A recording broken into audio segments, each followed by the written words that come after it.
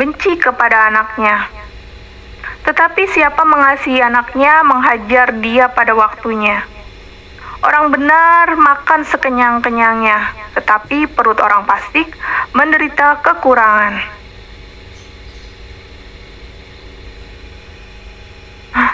Sama Helmi Yusuf dengan menolak orang benar dalam pengadilan.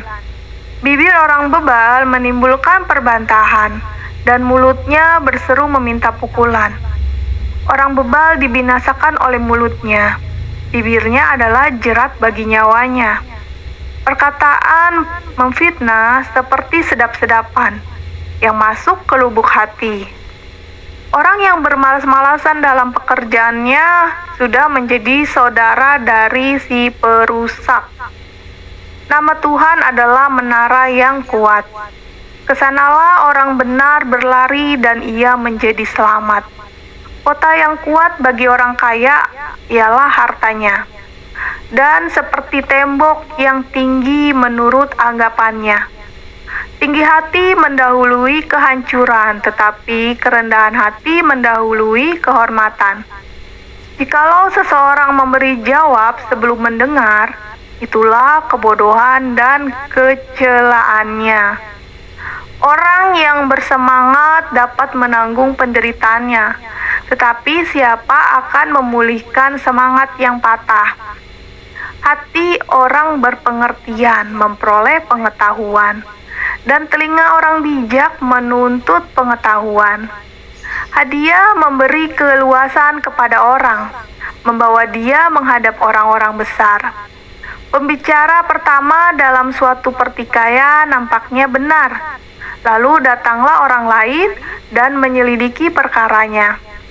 Undian mengakhiri pertengkaran dan menyelesaikan persoalan antara orang-orang berkuasa.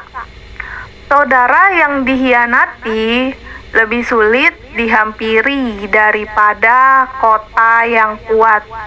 Dan pertengkaran adalah seperti palang gapura sebuah puri. Perut orang dikenyangkan oleh hasil mulutnya. Ia dikenyangkan oleh hasil bibirnya. Hidup dan mati dikuasai lidah. Siapa suka mengemakannya akan memakan buahnya. Siapa mendapat istri mendapat sesuatu yang baik, dan ia dikenan Tuhan.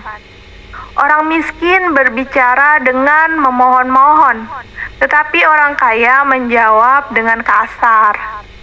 Ada teman yang mendatangkan kecelakaan, tetapi ada juga sahabat yang lebih karib daripada seorang saudara. Amsal pasal 19. Lebih baik seorang miskin yang bersih kelakuannya daripada seorang yang serong bibirnya lagi bebal. Tanpa pengetahuan, kerajinan pun tidak baik. Orang yang tergesa-gesa akan salah langkah. Kebodohan menyesatkan jalan orang, lalu gusarlah hatinya terhadap Tuhan. Kekayaan menambah banyak sahabat, tetapi orang miskin ditinggalkan sahabatnya. Saksi dusta tidak akan luput dari hukuman. Orang yang menyembur-nyemburkan kebohongan tidak akan terhindar. Banyak orang yang mengambil hati orang dermawan. Setiap orang bersahabat dengan si pemberi. Orang miskin dibenci oleh semua saudaranya, apalagi sahabat-sahabatnya. Mereka menjauhi dia. Ia mengejar mereka, memanggil mereka, tapi mereka tidak ada lagi. Siapa memperoleh akal budi mengasihi dirinya. Siapa berpegang pada pengertian mendapat kebahagiaan. Saksi dusta tidak akan luput dari hukuman. Orang yang menyembur-nyemburkan kebohongan akan binasa. Kemewahan tidak layak bagi orang bebal, apalagi bagi seorang budak memerintah pembesar. Akal budi membuat seorang panjang sabar, dan orang itu dipuji karena memaafkan pelanggaran. Kemarahan raja adalah seperti raung singa muda, tetapi kebaikannya seperti embun yang turun ke atas rumput. Anak bebal adalah bencana bagi ayahnya, dan pertengkaran seorang istri adalah seperti tiris yang tidak henti-hentinya menitik.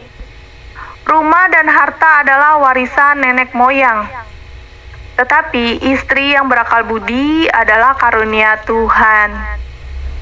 Ulangi ya, tapi istri yang berakal budi adalah karunia Tuhan. Kemalasan mendatangkan tidur nyenyak, dan orang yang lamban akan menderita lapar. Siapa berpegang pada perintah memelihara nyawanya, tetapi siapa menghina firman akan mati. Siapa menaruh belas kasihan kepada orang yang lemah memiutangi Tuhan, yang akan membalas perbuatan itu. Hajarlah anakmu selama ada harapan, tetapi jangan engkau menginginkan kematiannya. Orang yang sangat cepat marah akan kena denda, karena jika engkau hendak menolongnya, engkau hanya menambah marahnya. Dengarkanlah nasihat dan terimalah didikan, supaya engkau menjadi bijak di masa depan. Banyaklah rancangan di hati manusia, tetapi keputusan Tuhanlah yang terlaksana. Sifat yang diinginkan pada seseorang ialah kesetiaannya. Lebih baik orang miskin daripada seorang pembohong. Takut akan Allah mendatangkan hidup, maka orang bermalam dengan puas tanpa ditimpa malapetaka. Si pemalas mencelup tangannya ke dalam pinggan, tetapi tidak juga mengembalikannya ke mulut. Jikalau si pencemooh kau pukul, barulah orang yang tak berpengalaman menjadi bijak. Jikalau orang yang berpengertian ditegur, ia menjadi insaf. Anak yang menganiaya ayahnya akan mengusir ibunya, memburukan dan memalukan diri. Hai anakku, jangan lagi mendengarkan didikan kalau engkau menyimpang juga dari perkataan-perkataan yang memberi pengetahuan. Saksi yang tidak berguna mencemoohkan hukum, dan mulut orang fasik menelan dusta. Hukuman bagi si pencemooh tersedia, dan pukulan bagi punggung orang bebal. Amsal pasal 20, anggur adalah pencemooh, minuman keras adalah peribut. Tidaklah bijak orang yang terhuyung-huyung karenanya. Kegentaran yang datang dari raja adalah seperti raung singa muda. Siapa membangkitkan marahnya membahayakan dirinya. Terhormatlah seseorang jika ia menjauhi perbantahan. Tetapi setiap orang bodoh membiarkan amarahnya meledak. Pada musim dingin, si pemalas tidak membajak. Jikalau ia mencari pada musim menuai, maka tidak ada apa-apa. Rancangan di dalam hati manusia itu seperti air yang dalam, tetapi orang yang pandai tahu menimbanya. Banyak orang menyebut diri baik hati, tetapi orang yang setia, siapakah menemukannya? Orang benar yang bersih kelakuannya, berbahagialah keturunannya. Raja yang bersemayam di atas kursi pengadilan dapat mengetahui segala yang jahat dengan matanya. Siapakah dapat berkata, "Aku telah membersihkan hatiku, aku tahir daripada dosaku." Dua macam batu timbangan, dua macam takaran, kedua-duanya adalah kekejian bagi Tuhan. Anak-anak pun sudah dapat dikenali daripada perbuatannya. Apakah bersih dan jujur kelakuannya? Telinga yang mendengar dan mata yang melihat, kedua-duanya dibuat oleh Tuhan. Janganlah menyukai tidur, supaya engkau tidak jatuh miskin. Bukalah matamu, dan engkau akan makan sampai kenyang. Tidak baik, kata si pembeli. Tetapi begitu ia pergi, ia memuji dirinya. Sekalipun ada emas dan permata banyak, tetapi yang paling berharga ialah bibir yang berpengetahuan. Ambillah pakaian orang yang menanggung orang lain dan tahanlah dia sebagai sandera ganti orang asing. Roti hasil tipuan, sedap rasanya, tetapi kemudian mulutnya penuh dengan kerikil. Rancangan terlaksana oleh pertimbangan. Sebab itu berperanglah dengan siasat. Siapa mengumpat, membuka rahasia. Sebab itu janganlah engkau bergaul dengan orang yang besar mulut.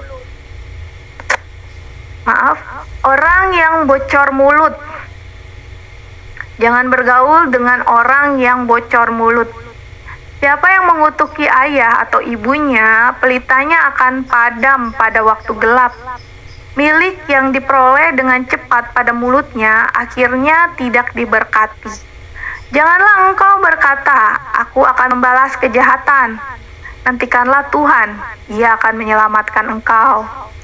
Dua macam batu timbangan adalah kekejian bagi Tuhan, dan neraca serong itu tidak baik. Langkah orang ditentukan oleh Tuhan, tetapi bagaimanakah manusia dapat mengerti jalan hidupnya? Suatu jerat bagi manusia ialah kalau ia tanpa berpikir mengatakan kudus, dan baru menimbang-nimbang sesudah bernazar. Raja yang bijak dapat mengenal orang-orang fasik dan menggilas mereka berulang-ulang.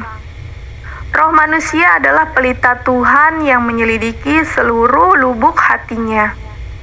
Kasih dan setia melindungi raja, dan dengan kasih ia menopang tahtanya. Hiasan orang muda ialah kekuatannya, dan keindahan orang tua ialah uban. Bilur-bilur yang berdarah membersihkan kejahatan, dan pukulan membersihkan lubuk hati. Ya, teman-teman, sampai di sini ya, sampai di pasal 20 ya, terhenti. Next selanjutnya kita akan lanjutkan di pasal karena dia adalah roti hidup dan air kehidupan. Tuhan Yesus akan beri kelegaan. Kebenaran hanya ada kepadanya. Siapa yang datang kepada Tuhan Yesus akan mendapat keselamatan dan hidup untuk selama-lamanya. Oh, emang punya ilmu apa, Saudara Marwan? Punya ilmu apa, Saudara Marwan?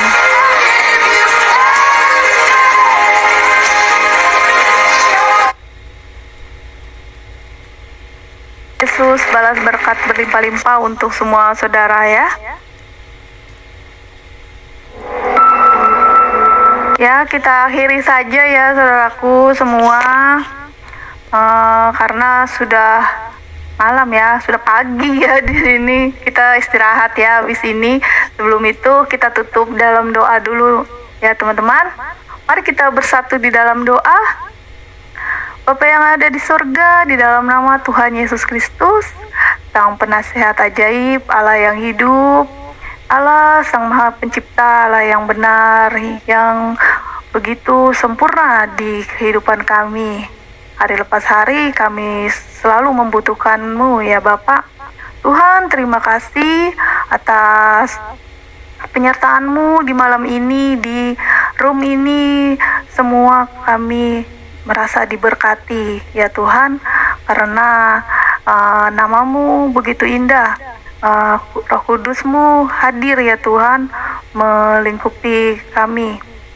Tuhan, firman-Mu telah kami dengar yang terbaca dari kitab Amsal pasal 11 sampai 20. Bapak, ayat per ayat yang telah kami dengar begitu menampar kami Bapak, sehingga kami merasa kami tidak sempurna ya Tuhan.